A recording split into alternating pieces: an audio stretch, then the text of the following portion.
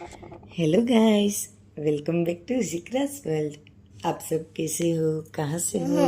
Comment section में ज़रूर बताना। सो गाइस अभी हम सब बना रहे थे सैंडविच। हम सबको वेजिटेबल सैंडविच ज़्यादा पसंद है और नवाज को आलू वाली सैंडविच। तो अभी फिलहाल तो हम सब बना रहे हैं वेजिटेबल सैंडविच। तो गाइस सबसे पहले तो मैंने यहाँ पे गोभी को खमन के ले लिया है। इसके अंदर मैंने ब्लैक पेपर, नमक और मेयोनीज और चिली फ्लेक्स और ओरेगानो।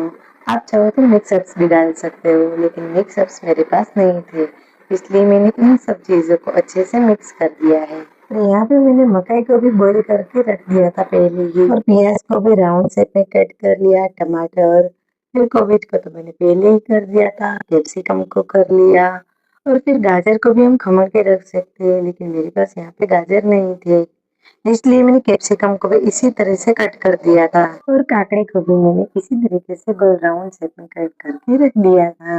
ये सब चीज रेडी हो जाए उसके बाद मैंने पुदीने की चटनी बना ली थी।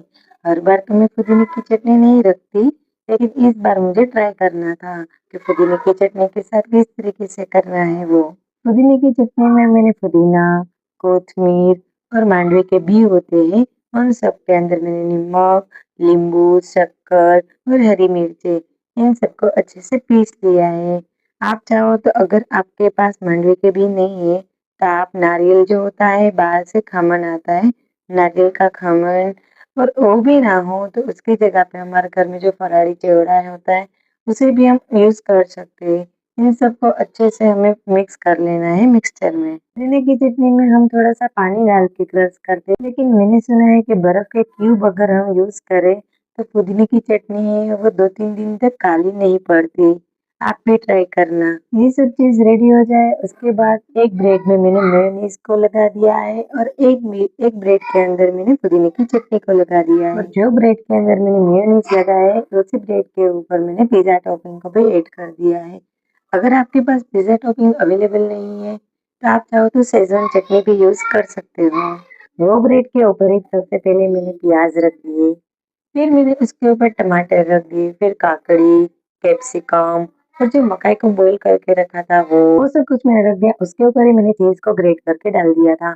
आप चाहो तो मोज़रेला चीज भी यूज कर सकते हो, लेकिन मेरे पास ये पिज्जा चीज था तो मैंने वही यूज कर लिया है। और जो दूसरी ब्रेड है उसके ऊपर जो मैंने कोबीज का जो रेडी करके रखा था मेयोनीज वाला, उसे ही मैंने पूरा सेट कर दिया। फिर अच्छे से ब्रेड को कवर करके हम टोस्टर में रखेंगे। आप चाहो तो उससे बटर से भी ग्रिल कर सकते हो या तो ऑयल से भी ग्रिल कर सकते हो। यहाँ पे हमारी सैंडविच बनके अच्छे से रेडी है। Yummy yummy tasty tasty. और फिर मैंने मॉर्निंग में मेरा डेली रूटीन काम शुरू कर दिया और फिर मुझे ये ड्रॉअर क्लीन करना था, तो मैं उसी काम में लग गई थी। यहाँ पे मैं मेरी कुछ एक्स्ट्रा चीज़ें जैसे कि कुछ साबुन, शैम्पू या तो टूथपेस्ट या फिर कोई भी क्रीम वगैरह या तो कोई एक्स्ट्रा टेबलेट या फिर कोई ड्रॉप्स, वो सब कुछ मैं यहीं पे ही रख देती हूँ। और एक मेडिकल किट और नवाज़ का एक एक्स्ट्रा पाउच, वो भी यहीं पे ही रखती हूँ, जैसे कि कुछ इमरजेंसी में कुछ टेबलेट या तो फिर कोई बैंडेड वगैरह कुछ इस्तेमाल में आया तो यहीं पे ही से मिल जाता है। और नवाज के कई बार ऐसा होता है कि महीने में 2 या 3 बार बॉम्बे जाने का हुआ या तो फिर किसी भी काम से कहीं पे भी बाहर काम जाने का हुआ, तो एक ऐसा पाउच में रखती हूँ कि जिसमें उनका टूथपेस्ट, टूथब्रश या तो कुछ भी ऐसी चीज़ की जो डेली यूसेज होती हो वो पाउच में यहीं पे ही रखती हूँ, तो तुरंत ही क्या है कि मिल भी जाता है और हर बार मुझे वो सब कुछ जमा नहीं करना पड़ता, सिर्फ ये एक पाउच ही ले लेती हूँ। मेरे मम्मी पापा और मेरे भाईजान भाभी, वो लोग अभी जो हज के लिए गए थे वो उनका हज अभी मुकम्मल हो भी गया। अच्छे से सब कुछ उनकी हज के लिए जो भी प्रोसेस होती है वो सब कुछ उन्होंने अच्छे से कर ली। हाँ, थोड़ी दिक्कत होती है क्योंकि हज करना कुछ आसान बात नहीं है, लेकिन वहाँ पे जाके जो मेन इबादत है, जो स्ट्रगल है, वही मेन चीज़ है। उन सब की अच्छे से हज हो भी गई और उनके रोज़ फ़ोन वीडियो कॉल्स वगैरह भी आते हैं, खाने पे भी सब कुछ उनको अच्छा लग रहा है। हमें मेन फ़िक्र वही थी कि वहाँ पे जा कर के उनको वहाँ का खाना अच्छा लगेगा या नहीं तो यहाँ पे से हमने उनको काफ़ी सारा नाश्ता भी दिया हुआ था कि अगर आपको वहाँ का खाना ना अच्छा लगे तो आप ये सब कुछ जो सूखा नाश्ता है वो थोड़ा बहुत खा लेना।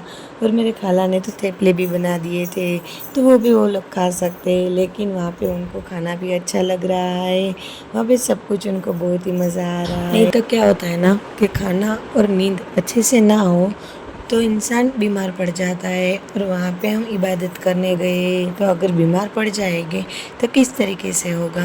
वो जगह इतनी पाक और सुकून वाली है कि हर किसी को अच्छा लग ही जाता है। वहाँ पे से हमारा आने का दिल ही नहीं करता। अल्लाह हर मोमिन मुसलमान को वहाँ पे बुलाए, आमीन। घर में तो उनके बगैर ज़रा भी अच्छा नहीं लगता, ना ही बच्चों को और ना ही बड़ों को। हसनैन तो पूरा दिन दादी दादी करता रहता है, उसे भी बिल्कुल भी अच्छा नहीं लगता।